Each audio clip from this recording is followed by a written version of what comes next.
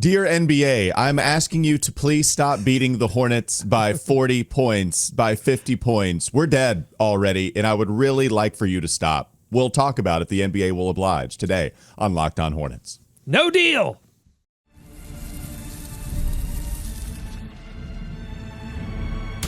You are Locked On Hornets, your daily Charlotte Hornets podcast. Part of the Locked On Podcast Network, your team every day. In a minute, cuz we live.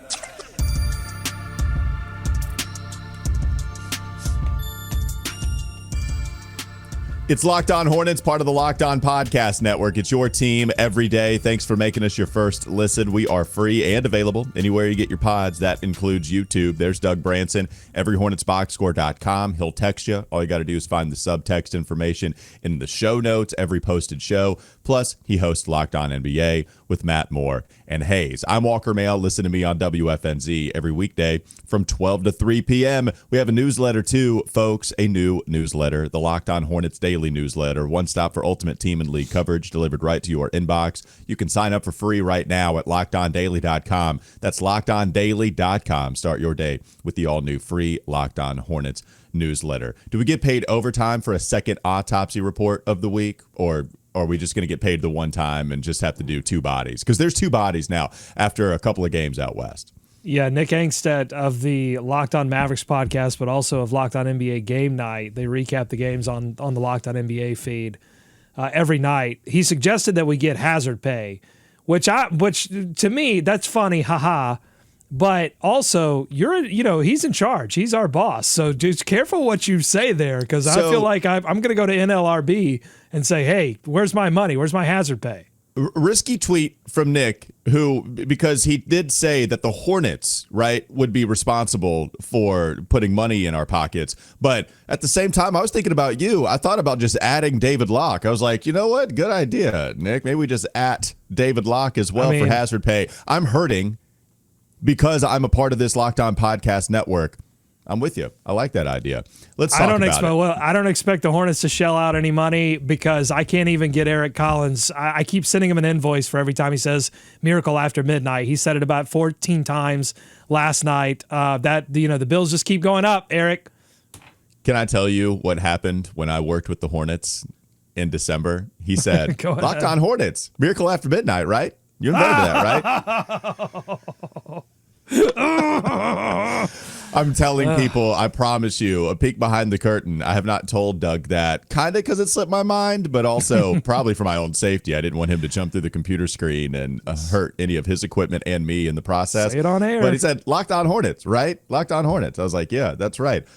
So Eric Collins, great dude. Love him to death. I hate that he has to call bad basketball, which is what he had to do last night. 130-88. The Hornets suffer another defeat. This was, as also Eric Collins pointed out about 15 times on the broadcast last night, this was a game that was close at the end of the third quarter, at least close enough. The Hornets were down only 9 points. They were within striking distance. We have seen the Hornets do this a lot this year, where they have a bad first half. They're down close to 20 points, anywhere from 15 to maybe even 25. And then the Hornets find themselves battling back in the second half. And here they were down 20. They brought it to within 9 at the end of the third quarter. Okay, maybe this is one of those Hornets comebacks. And Eric Collins was setting the table for another Miracle After Midnight possibility, because this is the arena where we've seen the Hornets come back from a big-time deficit. That did not happen. Instead, Zach LaVine happened, where there were too many familiar things that took place in this game, where it's like it felt like Zach LaVine, he's a face on the Mount Rushmore of the dudes that have it out for Charlotte list. Like, he's absolutely on that Mount Rushmore list after having the crazy comeback with Chicago, and now here he is going for over 40 with just a bajillion threes. Yeah, Hornets get destroyed here, Doug. Fourth quarter, just nothing for the Sacramento Kings. ATOs, Hornets couldn't stop the bleeding whatsoever. Bad basketball game. Yeah, the Hornets don't have enough talented bodies to really stay for 4 quarters with teams that actually want to win, or teams that are sort of in the middle of the pack in their conference that are going to give it all for 4 quarters. They don't really have enough talent. So, I'm not totally surprised that they gave up, it was like 37-12 through the last 10 minutes of the game. And a lot of that was transition. A lot of that was turnovers. A lot of that was just sloppy basketball, because at the beginning of the fourth quarter, you're going to be playing players that are not used to playing at that level with that intensity, particularly when the other team, again, is going to be aggressive. But, I think I look more towards the first quarter, when I think for the second straight game, you had a team in Sacramento that came in with an aggressive mindset, that particularly defensively, particularly at the point of attack, they were handsy. They were going to force the officials to make calls. The officials decided not to make any calls. That's correct. Particularly against LaMelo Ball. I understand why he was frustrated, but they were forcing it out of his hands. And Miles Bridges, I think, did a good job for a little while to staunch the bleeding, but eventually that guy had to sit. Eventually LaMelo had to sit, and things came apart. Zach LaVine was hunting Nick Smith Jr. That was a terrible matchup for the Hornets, but I'm not sure what they could do. They need Josh Okogie to get healthy ASAP so that they can have another bigger body that they can put on teams like Sacramento that are going to have 2 or 3 bigger wings. They've got Malik Monk playing point guard because they want DeMar DeRozan and Zach LaVine to have the ball in their hands as much as possible. And the Hornets were running Nick Smith Jr., who is giving effort on the defensive end of the floor, Walker, but is just totally undersized. He's totally outmatched there. Yeah. And Zach LaVine knew it, and he was hunting it. And even when Nick Smith wasn't on him, he was running around trying to get the switch so that Nick Smith was on him, and then he was either taking him to the basket or rising up over the top. So, just tough game overall for the Hornets. It was another terrible shooting night eventually for Charlotte as well. They shot 35.3% from the field. I was looking at the lowest field goal percentages put up in a single game by some of the teams this year. The record is Phoenix posting a 29.3 field goal percentage November 15th against OKC. And the Hornets, they have a couple of games on this list. You can add another one after last night. So 33.7% from the field against Brooklyn January 29th. That is the worst shooting game that the Hornets have posted this year. They actually had their second worst shooting game against Portland when they got beat by 50 points. And then you can add this one to the list. They shot 34.7% against Portland. Here against the Kings, as I just mentioned, they shot 35.3. So they're just not hitting shots. They're not hitting threes. In fact, if you want more gross stats, I'll tell you. How about 1 of 5 for Tijon, who just doesn't look like he knows what he's doing out there. Damian Baugh had a 1 for 8 performance, who had looked like he knew what he was doing out there and just didn't have it this past night.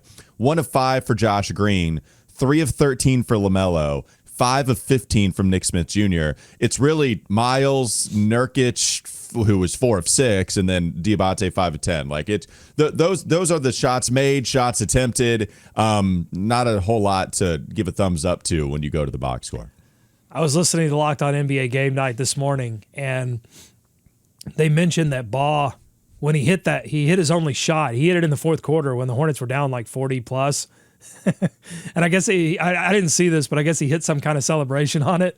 And they were like, "Are you allowed to do that?" If you're Damian Baugh and you're happy to be here, yeah. Like Shannon Spake had a story last night about Damian and how well he was playing, because he has been playing well before this game. Damian called his mom and said, "Mom, it happened." She said, "What happened?" "I'm in the NBA." "Yeah, you can go ahead and celebrate. Probably not anymore during 40-point blowouts, but go ahead and celebrate, man, because I know you're happy to be here." Yeah, listen, 1 of 8, not great, but he had 4 steals. I mean, he was all over the place. Yeah. He only had one rebound or 2 rebounds. Yeah, I mean, look, everything's relative. But I thought in terms of a role player, he was able to affect the game. A Jeff Gem. A Jeff Gem, I would say. Checked in. Yeah, 100%. I think just another guy that you find at the end of the roster that helps you.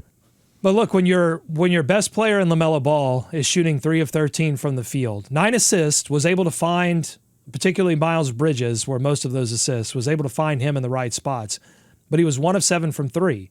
I mean, LaMelo Ball has traditionally been the player that has been able to drag the Hornets out of 15 to 20-point deficits back into games that they had no business being in.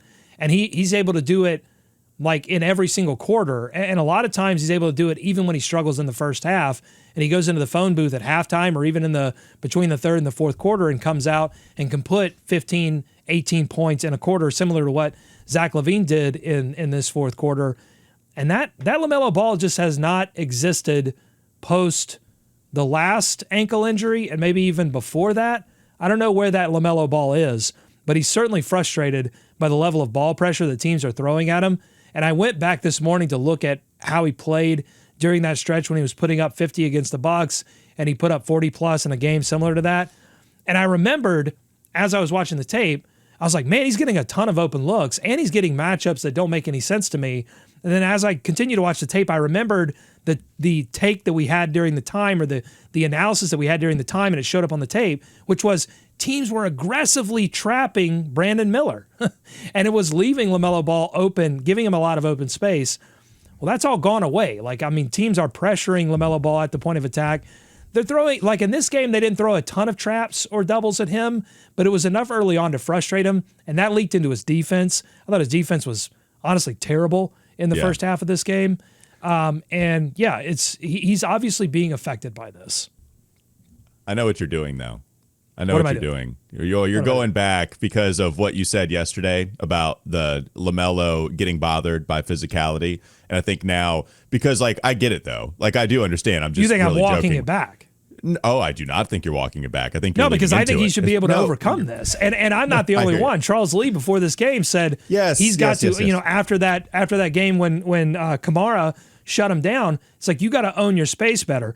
And I had someone in the sicko satchel in the brigade, I have to look it up and see who it was, but was mentioning that Kamara was a great defensive player, and they're right.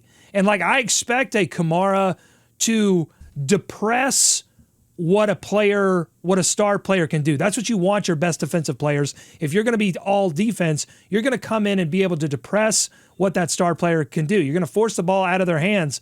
But we're not talking about it's just a little bit down from what it's no. Kamara and then Keon Ellis in this game got into LaMelo's head. That can't happen. Yeah. No, I'm not saying you're walking it back. I'm saying, we were talking about just the physicality, right? Kamara clearly was all up in LaMelo's grill. It's why I compared it to the Grizzlies game when we talk about Jalen Wells, who was also all up in LaMelo's grill. We're talking about the physicality, and then you're also not getting any calls when there were a couple of egregious no calls here. I will say that. I mean, the one on the sideline where LaMelo was trying to just pass half court, and then he's just getting mauled, and then instead it goes against the Hornets for an out-of-bounds play, and Del Curry is beside himself. What's going on? Why is this basketball going to Sacramento? We can talk more about it. Coming up next on the Locked On Hornets podcast.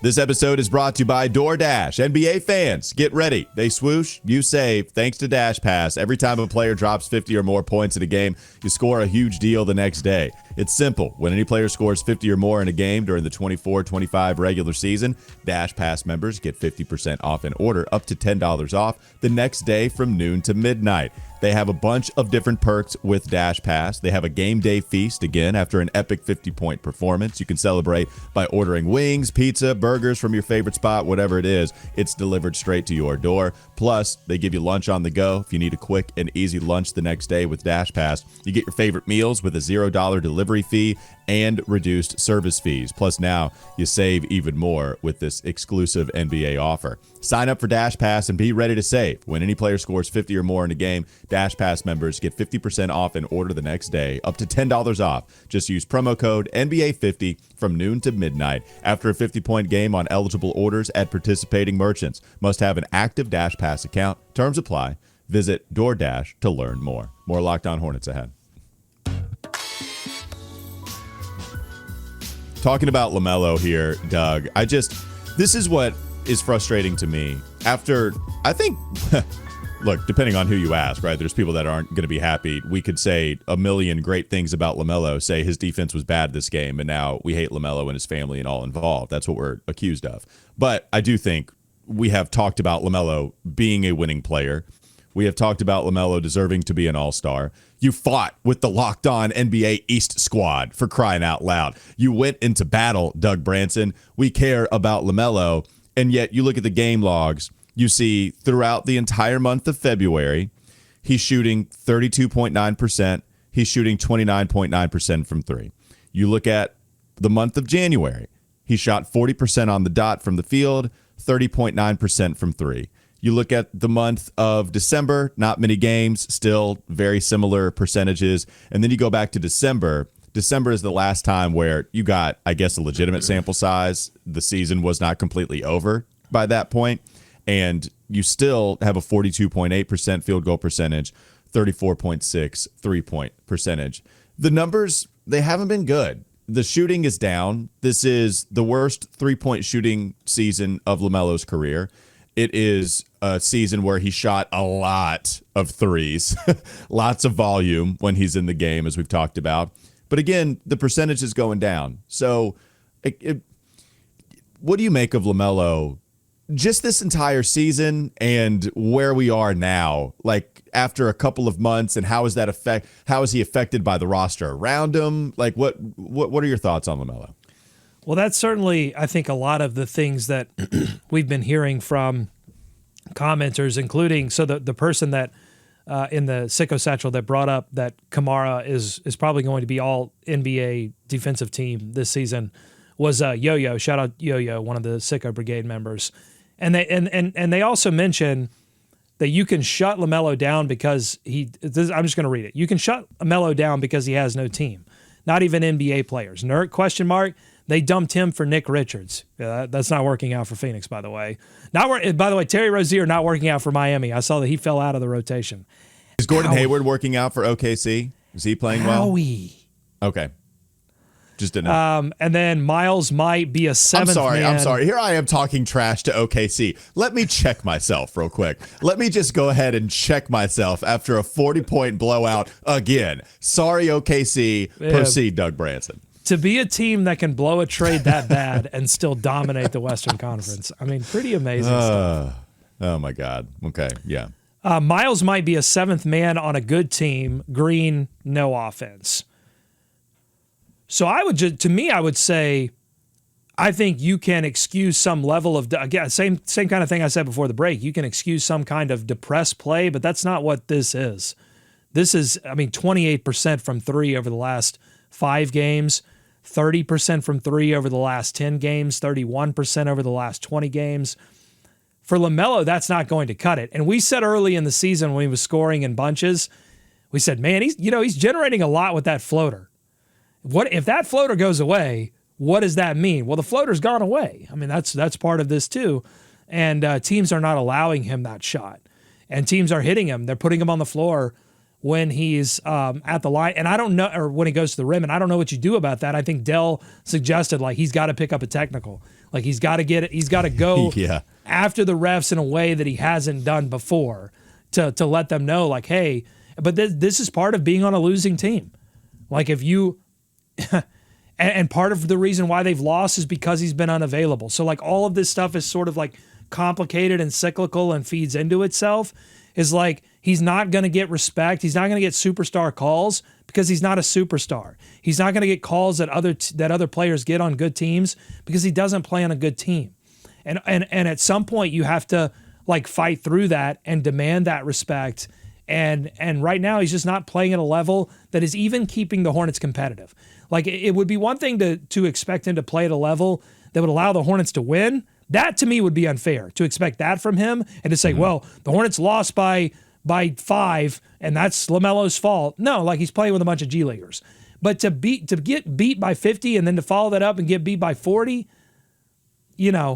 and not all of that is LaMelo, obviously, but that's it's tough. You got to look at your best players sometimes when you're going through these things. Yeah, I think maybe perhaps some of it is the whole forcing the ball out of LaMelo's hands and forcing him to take tough shots. And we talked about that when teams were going after Brandon, when that was recognized. I remember Charles Lee talking about Brandon Miller seeing teams tough defense, and then LaMelo was eating off of that. And so now I think you're seeing all the attention focused on LaMelo, and life is hard for him. I think a lot of it does come down to whether guys are hitting shots, because we can go back to the Lakers game. That was a win. What happened in the final 3 minutes of that game? That entire game, the final 3 minutes, was dictated by LaMelo Ball. Everything. It was awesome to watch. It was JJ Redick throwing double teams at LaMelo, LaMelo making the right pass, and it's not like a particularly hard pass to swing it to Miles and then let him cook ISO top of the key, but it's the right pass at the right time. And then also there's a gravity that he brings to the court that allows Nick Smith Jr. to hit his open shot on the opposite side of the court to keep the Hornets out in front, to keep the Hornets alive in that Lakers game. Then we talk about him splitting the double team at the top of the key for a really tough layup, hitting his foul shots. The last 3 minutes of that victory, everything happened offensively because of LaMelo. And I'm not even exaggerating. Like, you saw it every possession. So still, the defense is force the ball out of LaMelo's hands, be physical.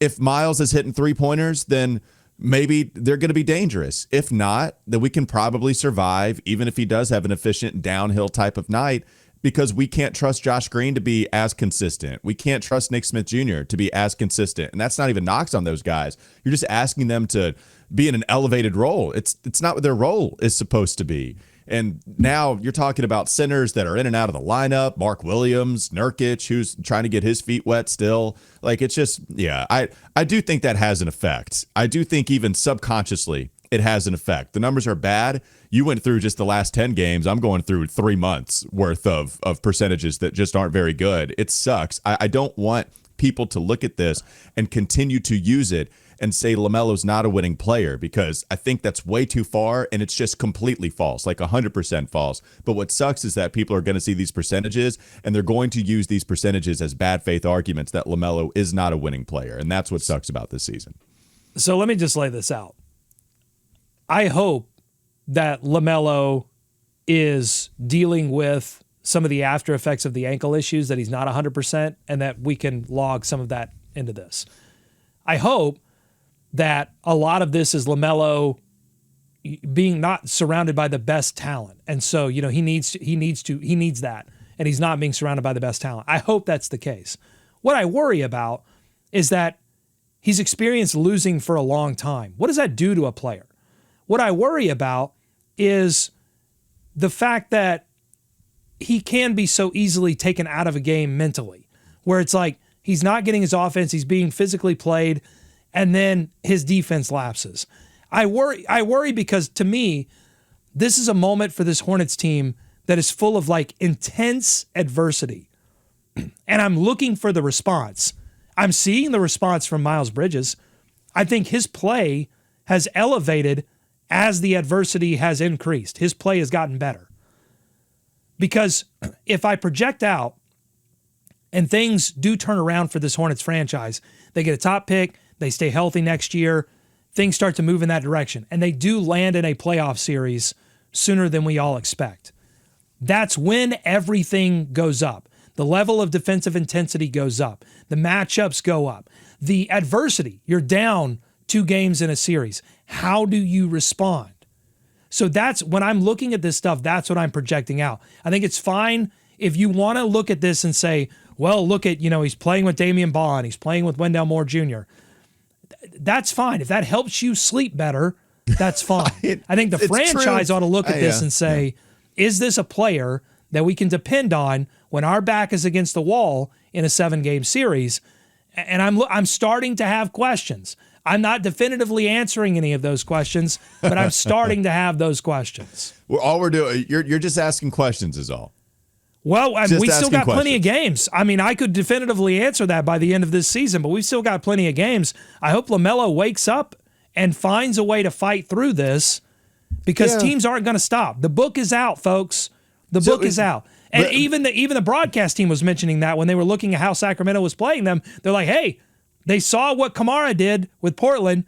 They've seen some of these matchups. This is how teams are going to attack LaMelo. LaMelo has to know that and figure out a way to counterattack it. I guess this is what I struggle with, though. The book is out, but we still have, like, the Lakers game. We still have LaMelo. Like, we haven't talked about that style outside of the Grizzlies a whole lot, right? Like, yeah, we know that LaMelo isn't strong. He's not really strong. We've also seen him fight, get downhill. I just think a lot of it, too, is just him not getting calls. Like, he was getting calls, and then it's what you talked about, the results of a losing basketball team. So, like, the book is out. Okay, I don't know if the book is out on how to stop. Who was he LaMelo. killing in that Lakers game? Who was he killing in that Who was he taking off the dribble in that Lakers game? Jared Vanderbilt. Luka Doncic. I mean, he was getting Luka Doncic matchups and converting nice plays from that. He wasn't like having to go up against Dorian Finney-Smith over and over again. Well, the game-winning play was on Vanderbilt, is what I'm saying. I mean, yeah, it feels so. So that means like. This is my question, though, too, because you and I both, and you staunchly, man, like have defended him being a winning player. I just want him to play better. I just want him to play better right now. Right. I'm not definitive. I'm not saying anything definitive. I'm saying I want him to play better. Right now, you've listed the stats, and we've seen with our own eyes him not playing up to the level that they need him to play. I'm not talking about wins or losses. I am talking a little bit about margin of defeat. I mean, you can't consistently get beat by 40-plus points, and your best player – look at the game scores over the past couple of games and then being below average, and you be okay with that. You can't be okay with that. So my question, just to end this, it's the credence of the discourse about LaMelo not being a winning player. They listen to this podcast and they think you agree with them. Like that's what's happening, which is fine, but like that seems to be a heel turn, a 180-degree turn based on how we defend LaMelo. And like, to me, I'm just not there, right? Like I'm probably not going to get there for this season, and I'll be the excuse guy. I'll be that. Like, just for me, I don't feel like I can say LaMelo with everything you're saying, which sounds like LaMelo isn't a winning player with the questions that you're asking.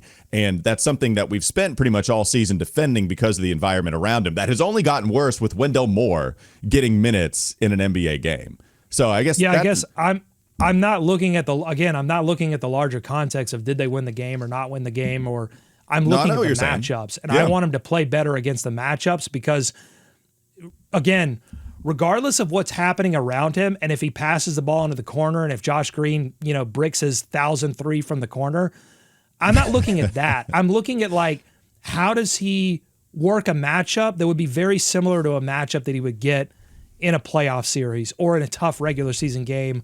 Where maybe Brandon Miller would pull some of that attention. Maybe Grant Williams would give him an extra option.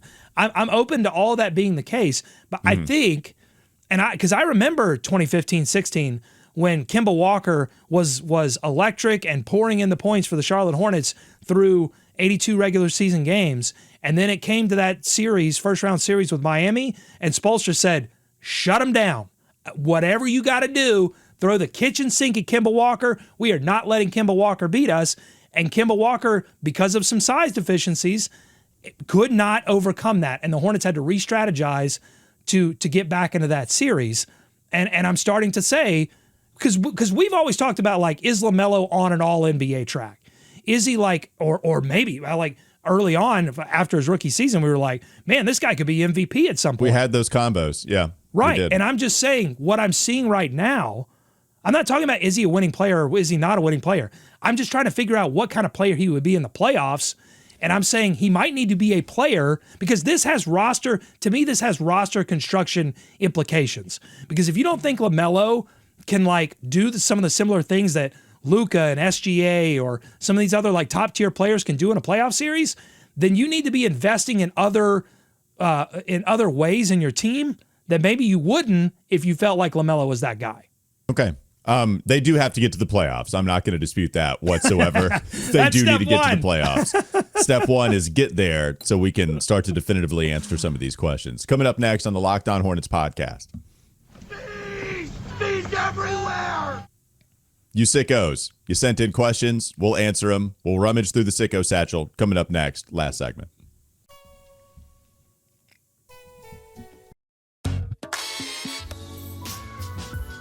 Rapid fire, baby. What you got in the sicko satchel? Okay, I'm gonna skip this. We got a great comment on YouTube that I wanted to read, but we don't have a ton of time here, so I wanna skip this one for now. But it's great. It's a piece of sicko artwork. So just tune in tomorrow for a true piece of It's a sicko masterpiece. All right, so I'm gonna go to Bam Bam of the 21st Ricky Pierce division, aka the Flying Big Paper Daddies. Bam Bam, a long time Every Hornets box score supporter, just recently joined the Sicko Brigade. Here's Bam Bam's question. If the Hornets wanted to get back into the top 7 in the draft for a second pick, under what circumstances would this be viable? and how much future draft compensation would the team have to give up. It's outside the box, but if we could hit on both picks, it would accelerate our roster development talent and opens cap space on rookie deals if we can move some players.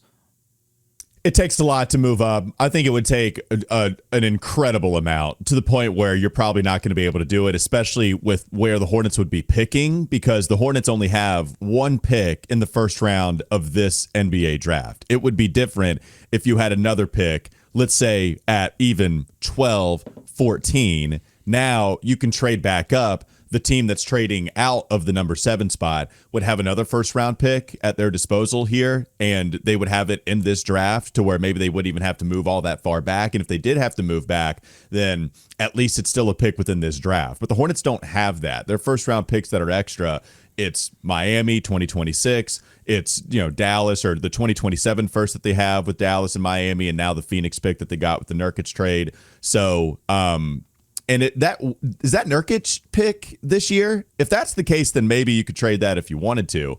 But they have some first round picks that you would be able to move to whatever one of these teams that are picking in the top 7. But I think the starting point would have to be to not be too far back from that original 7 spot, so that team trading out of it would have a nice soft landing spot, even if it was just 5 spots back.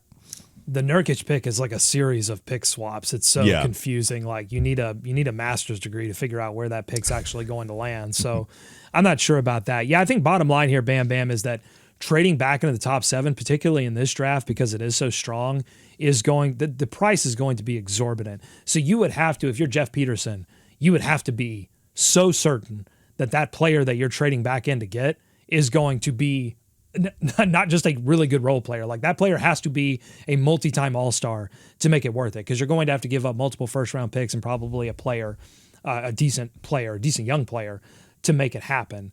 So I think what the Hornets would be better off doing is taking whatever player that they land on, if they're top 4.